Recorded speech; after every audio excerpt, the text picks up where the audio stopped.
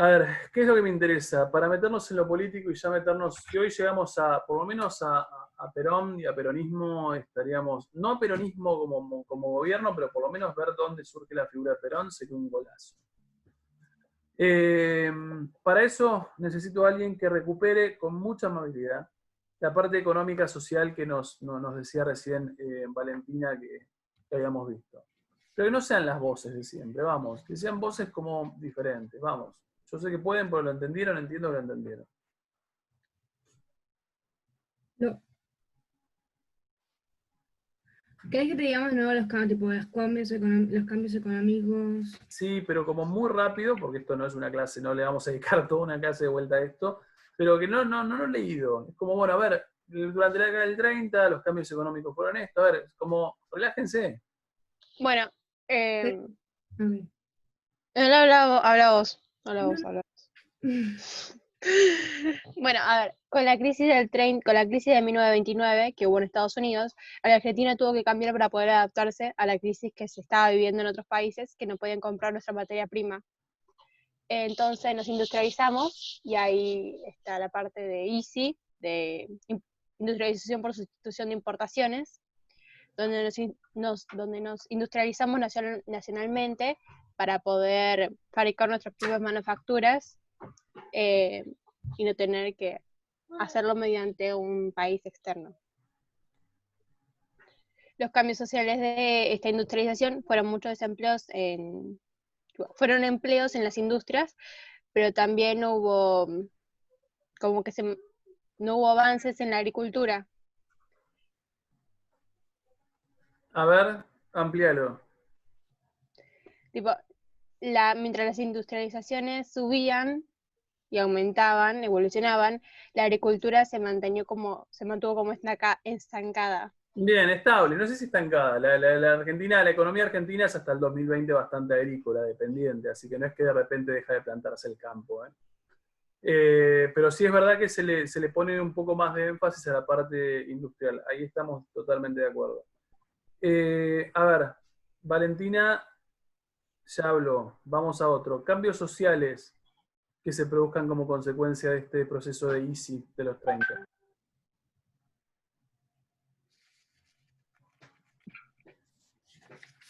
No sé si está bien, pero puede ser CGT. Sí, todavía no me importa tanto la CGT, digo, por ahí estoy pensando en cambios sociales un poco más amplios, producto de poner industrias en Buenos Aires.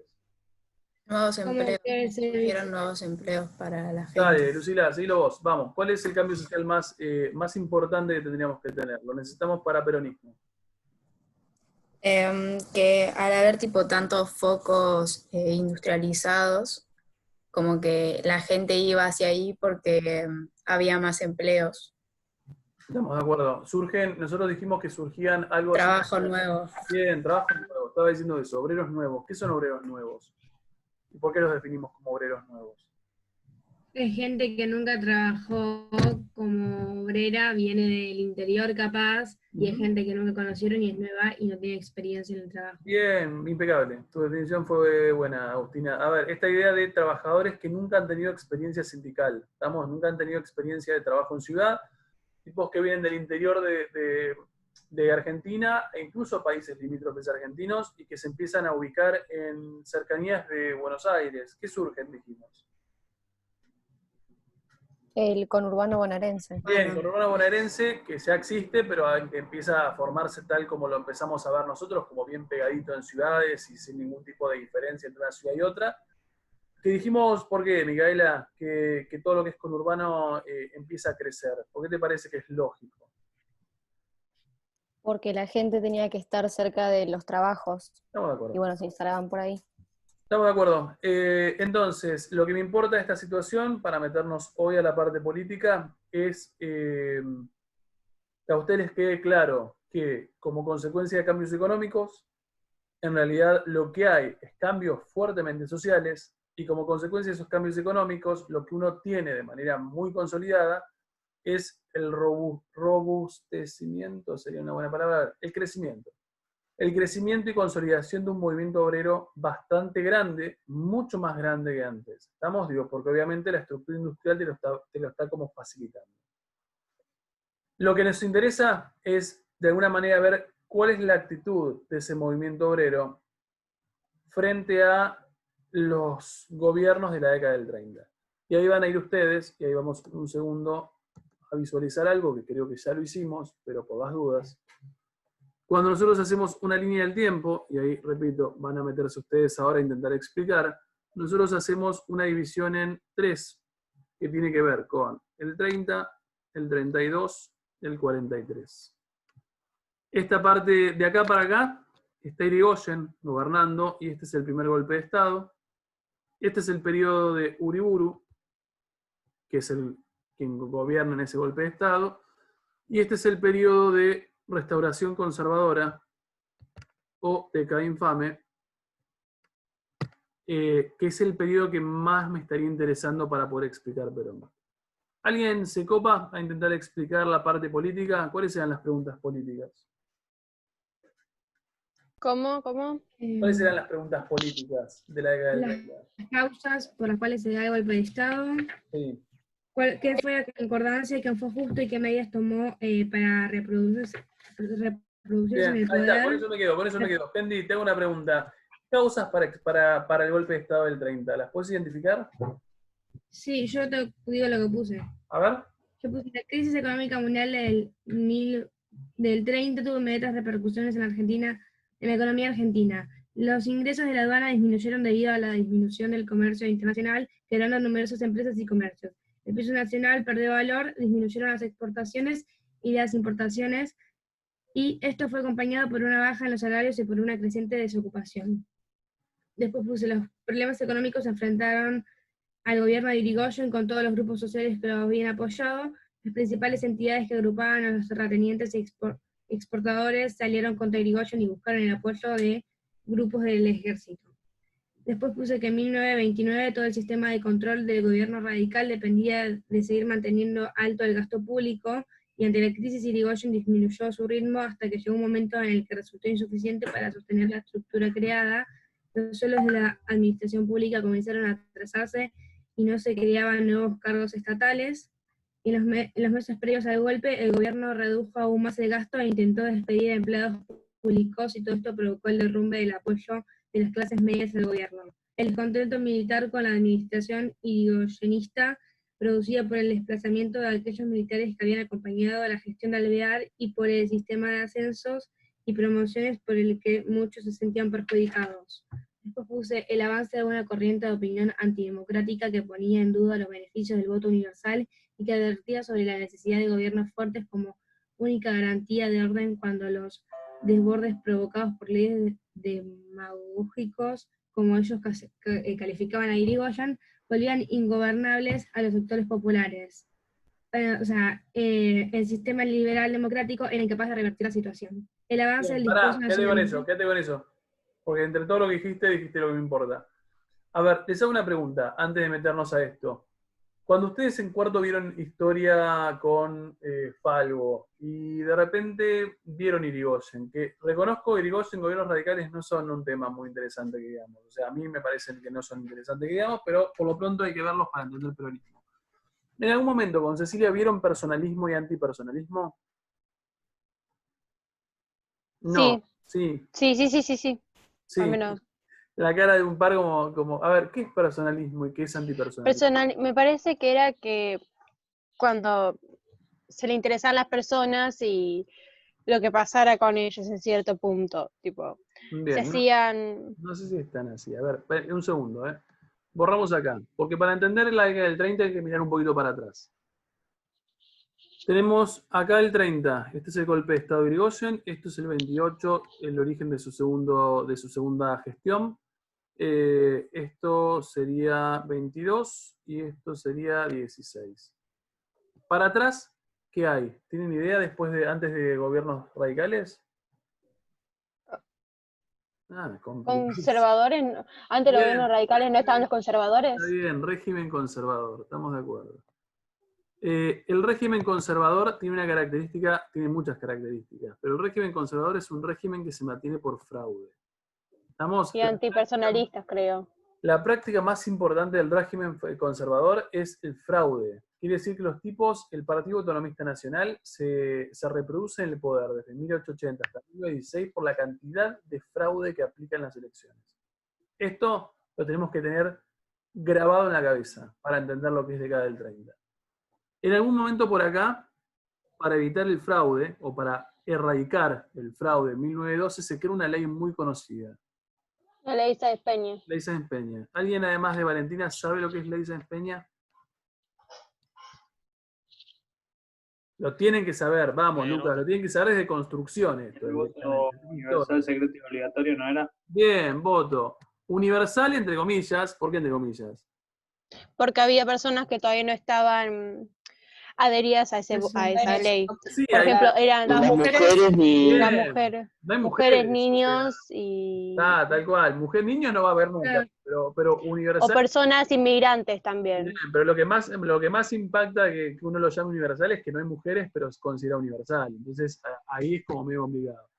Secreto obligatorio. ¿Estamos? A ver, la idea de este voto, Ley Sáenz Peña 1912, es que este régimen de alguna manera se mantenga o deje de ser tan fraudulento. Originalmente, ellos piensan que cuando se sancione la Ley Sáenz Peña, ellos van a ganar de nuevo, y lo que se encuentran es que en 1916 gana Irigoyen, que es un radical. Es partido opositor al Partido Autonomista Nacional, que es el partido del régimen conservador. ¿Hasta acá me siguen? Sí. Bien. Paso siguiente, tenemos 3 gobiernos radicales. Irigoyen, Alvear, Irigoyen. Y de vuelta a Irigoyen. ¿Estamos? ¿Qué es lo que me importa de esto? Porque lo necesitamos para entender década del 30. Irigoyen es de clase media. Él es de clase media. Y es un tipo mucho más, menos elitista al momento de gobernar.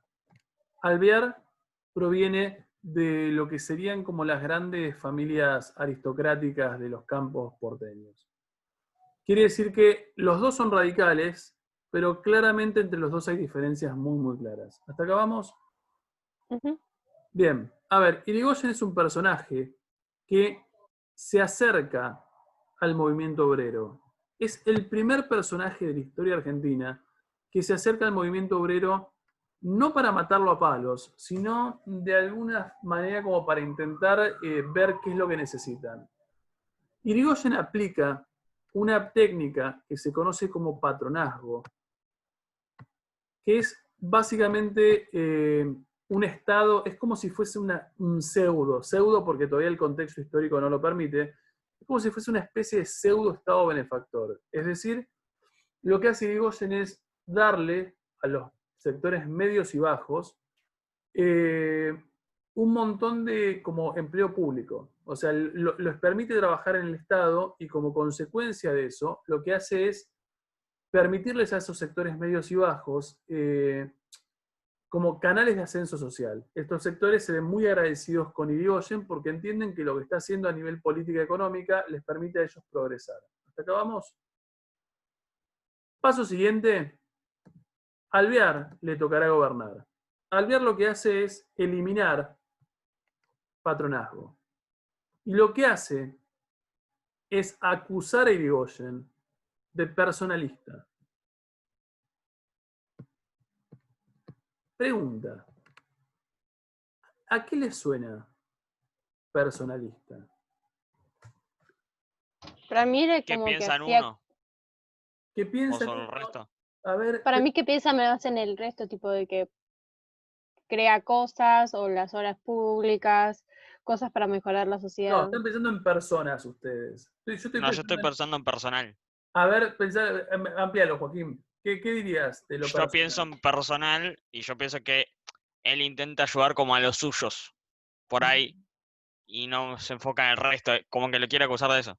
Bien, es una buena aproximación. No sé si es la que estoy buscando. A ver, ¿alguien más? ¿A qué le suena personalista? Es como un estilo. Un estilo, a ver, ¿qué sería un estilo? Dale, Ana. Yo pienso que es como, no sé, por ejemplo, como política de Perón, ponele, como que sigue a ese estilo. Bien, es eso, Ana. A ver, lo aplicamos a lo que dice Ana. Por ejemplo, para que ustedes lo vean en algo actual. un tipo de liderazgo personalista hoy, ¿quién te parece que es? Ana, a ver, en base a tu planteo. Por ejemplo, el presidente que apoya a Perón sigue como ese estilo. Y hoy alguien vivo, decís, che, acá hay un líder que es personalista. Hoy entre nosotros tenemos uno sin lugar a dudas. ¿Quién es personalista de nuestra política 2020? Un líder. Un líder. Cristina. Cristina. A ver, Cristina es muy personalista.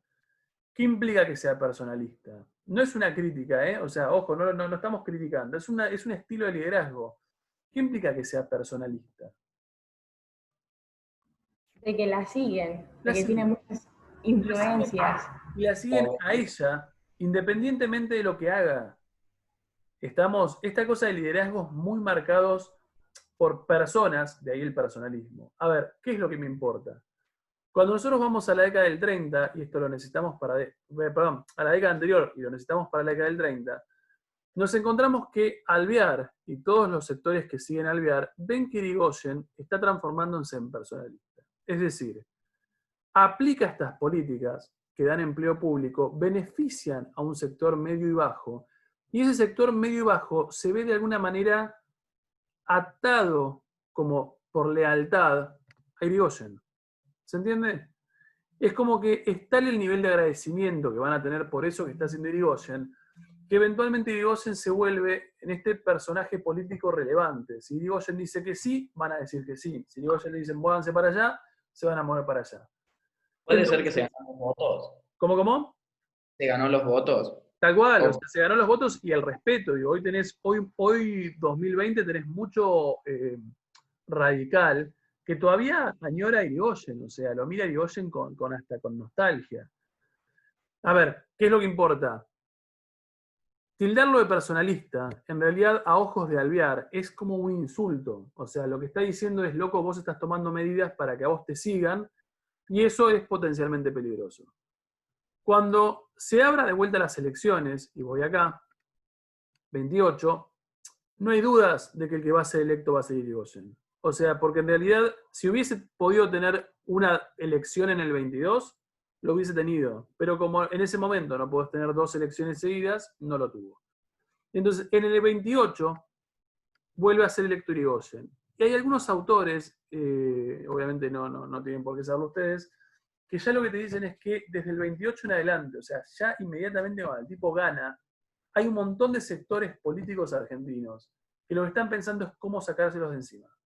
Porque saben que les toca, si no, aguantarse 6 años más de Irigoyen.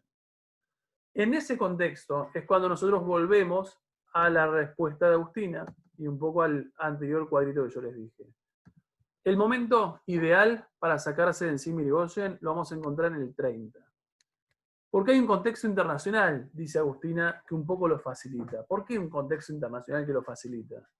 Porque hay una crisis económica. Porque está la crisis, o sea, las repercusiones en Argentina de lo que es la crisis del 29, que generan cierto desorden económico a nivel interno, pero además, porque hay un montón de sectores políticos que están como, de alguna manera, buscando el momento y buscando buscando el contexto que les permita golpear a alguien que ya quieren golpear desde el 28.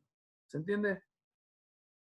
Bien, ahora, cuando vos golpeás a Irigoyen, tu problema, nosotros en otros años hemos trabajado con un texto que decía algo así como lo que molesta a quienes golpean a Irigoyen son los vicios democráticos, los vicios que tiene su democracia. Es decir, las características como negativas de ese personalismo. Cuando golpeen a Irigoyen, el interrogante que se abre una vez que Irigoyen se ha golpeado es, ¿cuál es? ¿Cuál es el interrogante que se tiene que abrir? Ya está. ¿Quién gobierna? ¿Quién va a estar al ¿quién mando? Claro. gobierna? Ahí está, ¿quién gobierna? ¿Y cómo gobierna? Digo, si vos querés que la experiencia de Irigoyen no se repita, tenés que poner en funcionamiento mecanismos para intentar como que la democracia argentina no vuelva a ser personalista. Y ahí aparecen dos propuestas diferentes, a ver si ustedes las encontraron. La de Uriburu y la de Justo. Bien, la de Uriburu y la de Justo. Uriburu, que no lo vamos a tratar tanto porque es bastante complicado de explicar y no tiene mucho sentido acá, y la de Justo. ¿Estamos? Que son los dos tipos que gobiernan inmediatamente después del golpe de Estado de Irigoyen. ¿Qué encontraste con la de Uriburu? A ver si lo tenés. Uriburu quería como poner el ejército al mando en sí, quería ser como una dictadura militar. Sí, Quería que... lo hizo.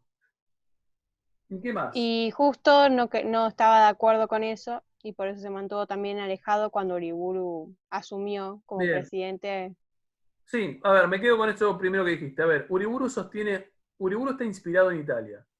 A Uriburu le inspira el modelo de Mussolini en la Italia fascista. Y lo que él está queriendo hacer para evitar que la Argentina se vuelva de vuelta personalista es mantener en continuidad una dictadura. Vamos, es como a ver, en tanto hay una dictadura, no va a haber elecciones, si no hay elecciones, no hay peligro. Cuando esto fracase, eventualmente termina en el 32, va a parecer Justo que es el que más me interesa, con su perspectiva o su nuevo modelo para resolver ese problema del personalismo. ¿Qué es lo que hace Justo? Él obtuvo apoyo mientras que Uriburu estaba cometiendo errores en cuanto canceló las elecciones, o habían descubierto algo de que alguien estaba estaba con la corrupción o algo así, un ministro, creo, una cosa así. Y él Justo iba consiguiendo apoyo, pero... Sí, a ver, vamos a ampliarlo y se tendrían que dar cuenta solos ustedes y yo se los digo así. Uriburu está mirando, dijimos, al exterior, para copiar un modelo italiano, fascista, dictatorial, para implementarlo en Argentina.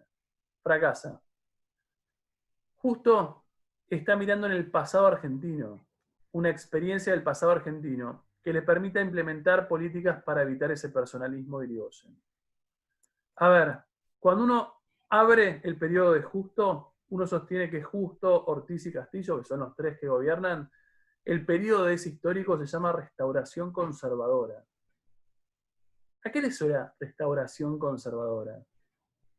Vuelve el fraude. Vuelve el fraude.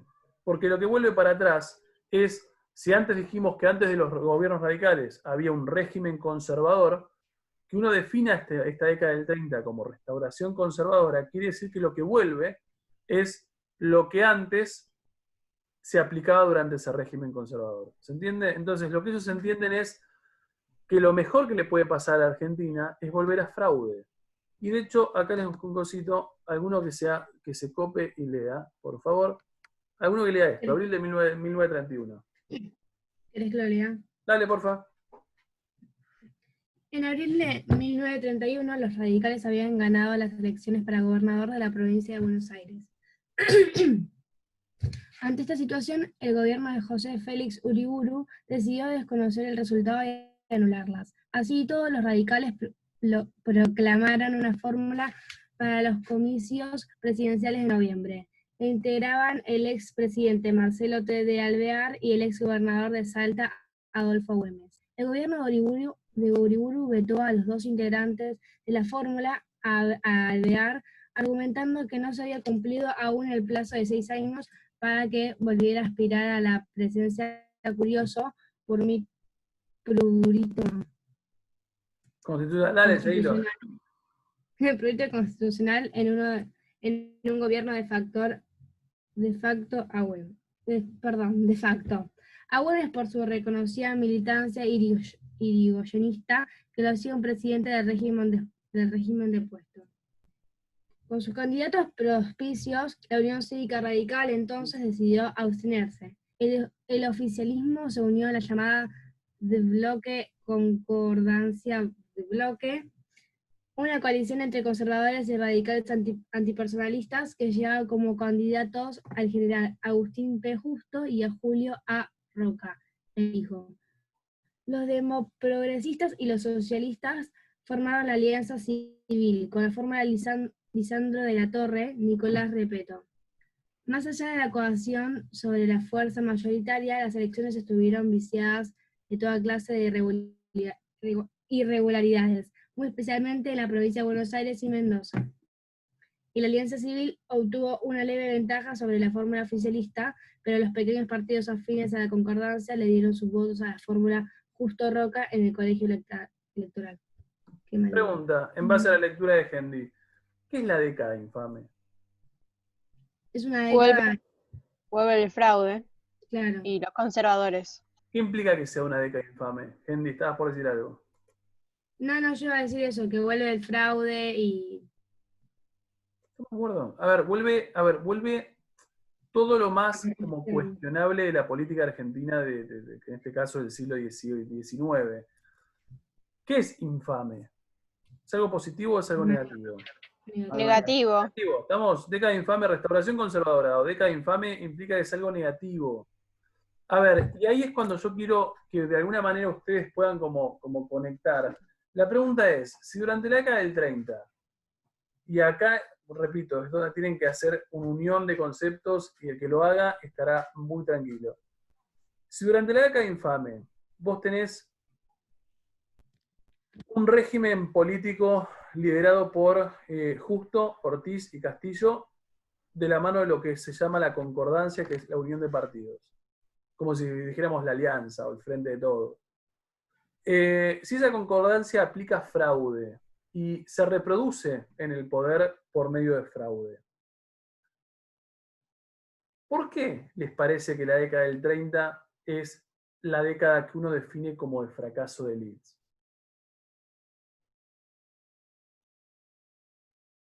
¿Por qué esa década del 30 es una década fundamental para comprender después el enorme éxito que va a tener Perón?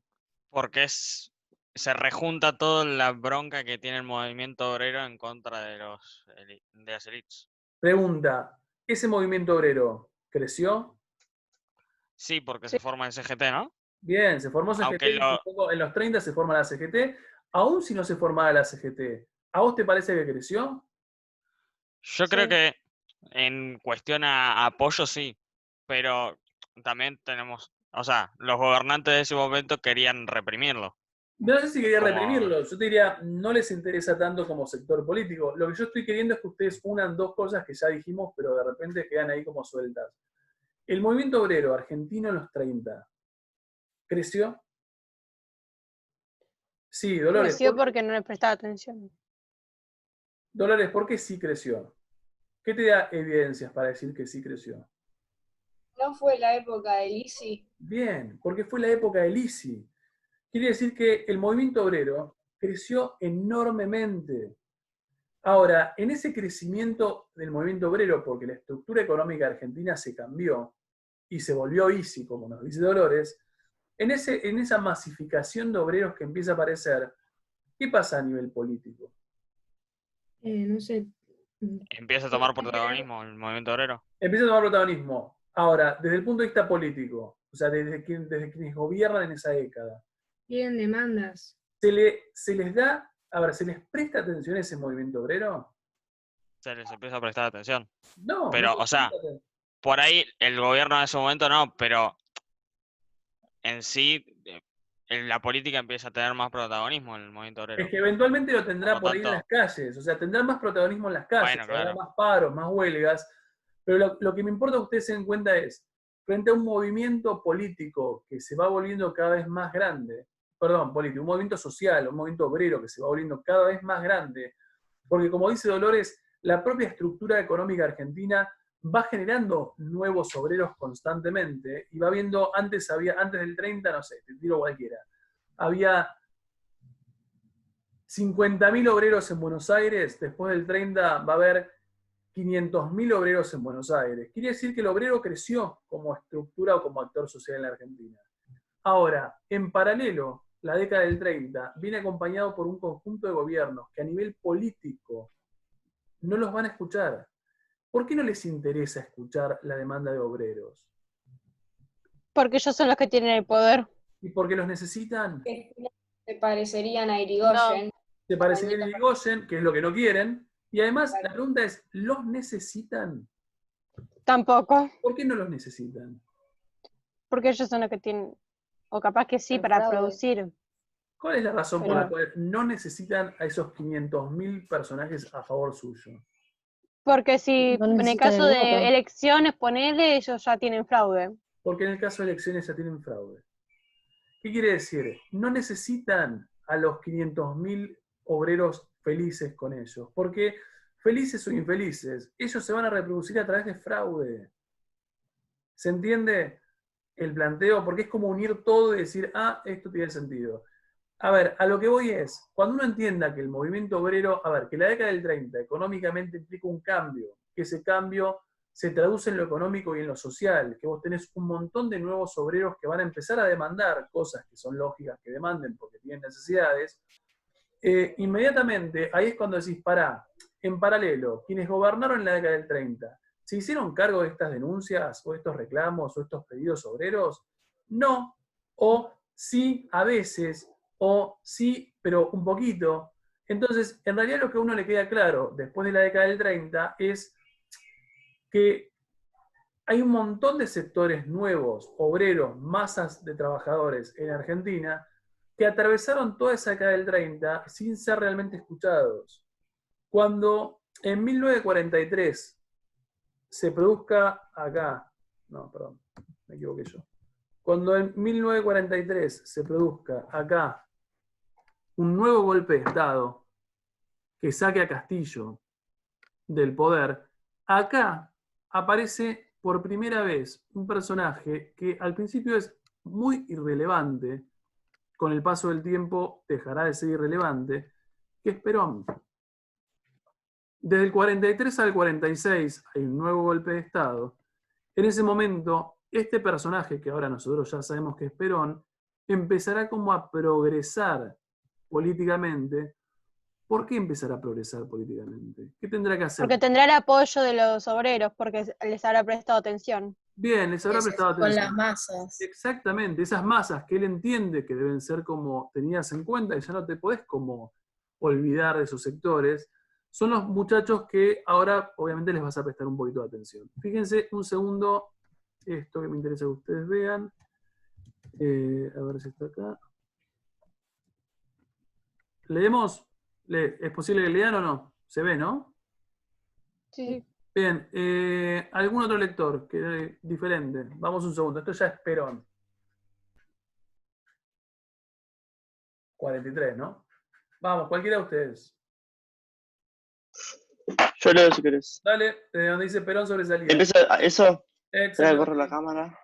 Ahí está. Espera, no me deja correr la cámara, puedo leer. Ahí está. Perón sobresalía entre sus colegas por su capacidad profesional y por la amplitud de sus miras políticas. Una estadía en Europa en los años anteriores a la guerra le había hecho admirar los logros. Ay, se me tiró, ahí tiré todo. Admirar los logros de regímenes fascistas. Italiano, así. No sé si me tildé yo, Se trabó, ¿no? ¿se tiraron ustedes o yo? No, se tildó Valentino. Cali sí. Bien, vamos, agarre cualquiera de ustedes y siga leyendo. De trabajo. No, pará, vamos de vuelta. Valentino, estás Que del lado. poco después Alguno que lo pueda convirtió en lo pueda secretaría. leer como de una de vuelta, dale. Fueron convocados con excepción.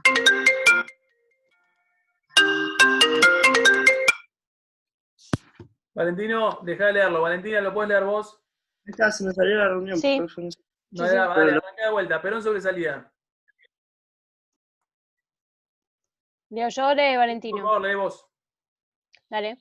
Perón sobresalía entre sus colegas por su capacidad profesional y por la amplitud de sus miras políticas.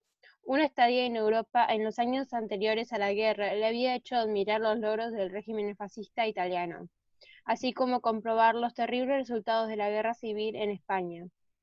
La clarividencia y la preocupación lo llevaron a ocuparse de un actor social poco tenido en cuenta hasta entonces, el movimiento obrero. A cargo de la Dirección Nacional del Trabajo, que poco después convirtió en secretaría, se dedicó a vincularse con los dirigentes sindicales. Todos fueron convocados, con excepción de los dirigentes comunistas, quienes Sí, fui yo.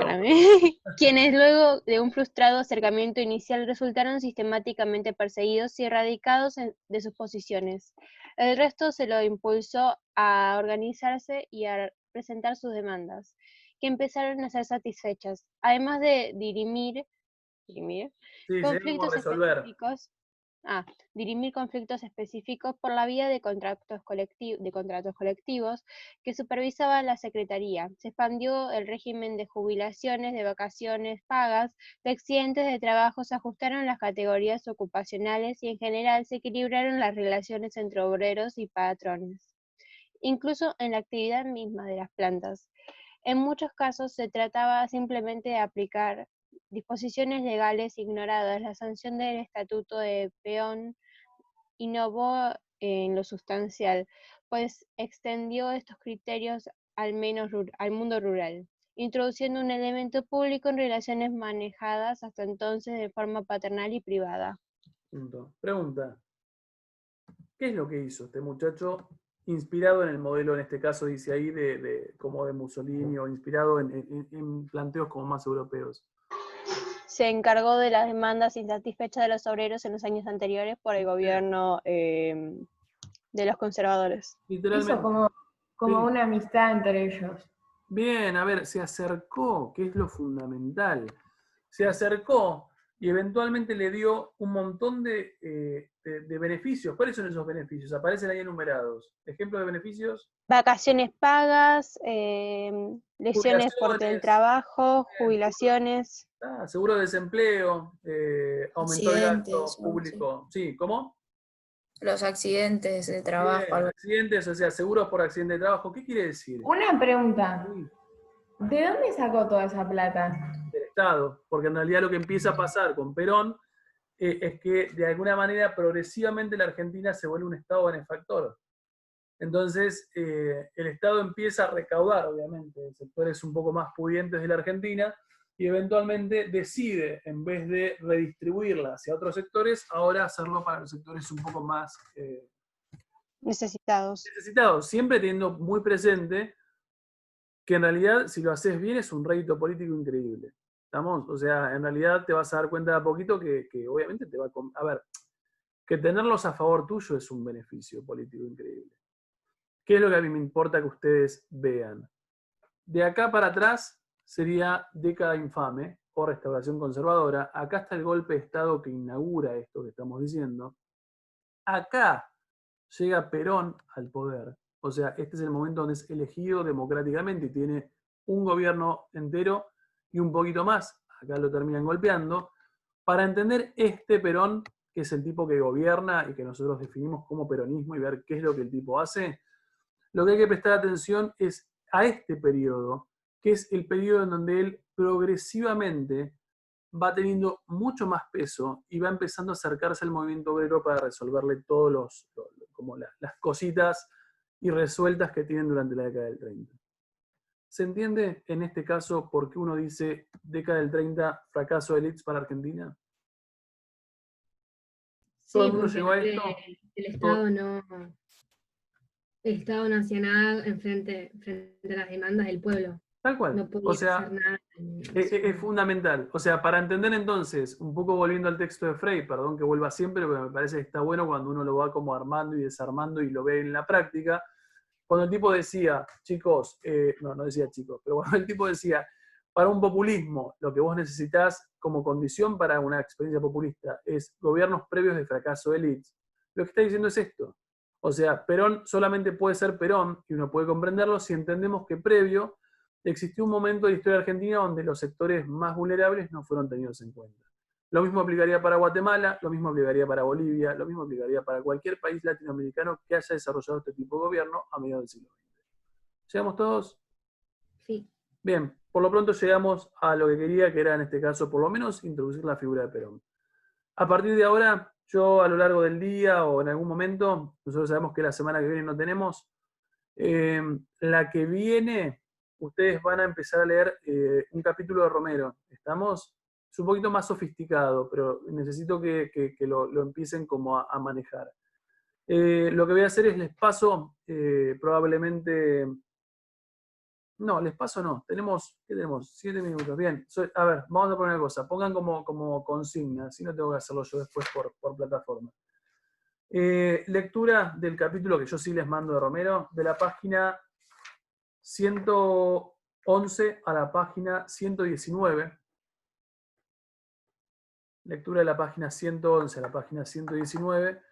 Y lo que les pido de ahí es que extraigan A, medidas que haya tomado Perón en función de acercarse al movimiento obrero. B,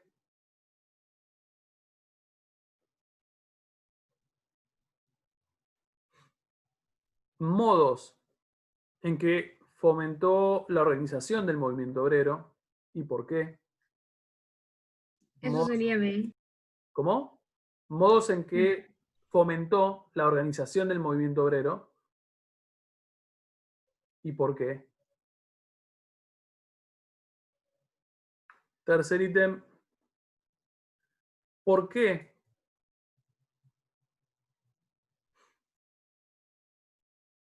Romero define la actitud de Perón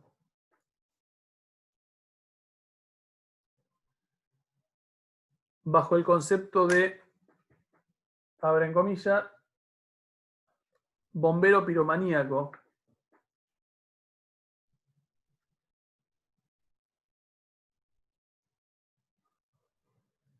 Y último, razones por las cuales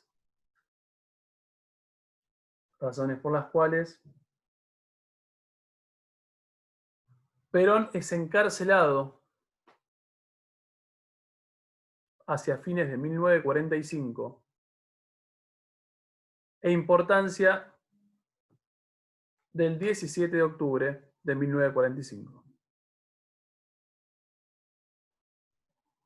¿Puedes repetir eso último, por favor? E importancia del 17 de octubre de 1945. El 17 de octubre de 1945, creo que nosotros vimos un video de Perón en Política Pasional, si no me equivoco. Que él le hablaba a los trabajadores. Bueno, eso que vimos en el video, eso es 17 de octubre del 45. Nada, ahora ya lo podemos contextualizar. ¿Estamos de acuerdo? ¿Todo el mundo entendió todo? Genial. Nada más. Descansen en esta semana que les toca como de pseudo vacaciones. ¿Esto se lee en clase, la otra no la otra? Ya, tal cual. O sea, sería para el viernes algo de, debe ser 20 largos de junio, pero no me acuerdo qué. ¿Qué estamos hoy? ¿En 12? 19, 26. 26 de junio. Así que quiere decir que cuando nos volvemos a ver no hay chance de que me digan que no leyeron. Vas a pasar el coso Sí. A lo largo del día, en algún momento se los voy a terminar pasando. ¿Estamos? Okay. Igual les voy a pasar todo el capítulo, lean nada más lo que corresponde para la clase que viene. Nada más, muchachos, hasta luego, descansen.